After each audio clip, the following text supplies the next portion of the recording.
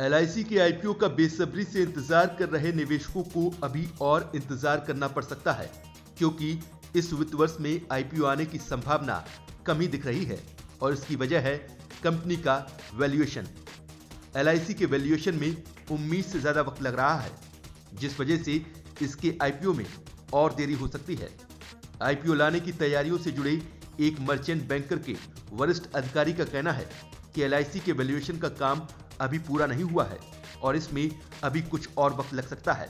Valuation का काम पूरा हो जाने के बाद भी इशू से संबंधित कई रेगुलेटरी प्रोसेस को पूरा करने में वक्त लगेगा।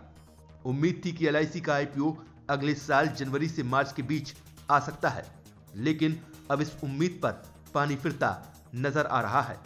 सरकार एलआईसी की 10% तक हिस्सेदारी बेचकर 1 लाख करोड़ रुपए तक जुटाना चाहती है। ब्लूमबर्ग की एक रिपोर्ट के मुताबिक 5% हिस्सेदारी बिक्री से ही एलआईसी का आईपीओ भारत का सबसे बड़ा आईपीओ बन जाएगा।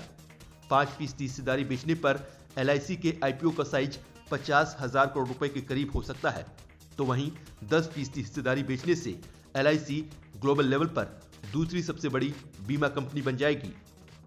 एलआईसी अभी तक पूरी तरह से सरकारी कंपनी है और सरकार की 100% हिस्सेदारी है। अब 100% हिस्सेदारी में सरकार 5 से 10% हिस्सा बेचने के लिए शेयर बाजार में आईपीओ ला रही है। सरकार एलआईसी के आईपीओ इशू साइज से 10% शेयर पॉलिसी होल्डर्स के लिए सुरक्षित रखेगी।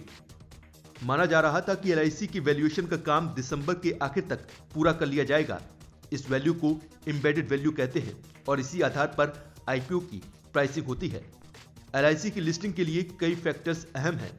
ऐसा नहीं है कि सिर्फ सरकार के चाह लेने से एलआईसी का आईपीओ पूरा हो जाएगा। आईपीओ लाने के पहले मार्केट रेगुलेटर सेबी की पूर्व अनुमति लेनी होगी। इसके अलावा insurance regulatory and development authority of India यानी IRDAI से भी मंजूरी लेनी होगी। IRDAI के प्रमुख का पद करीब 7 महीने से खाली पड़ा है।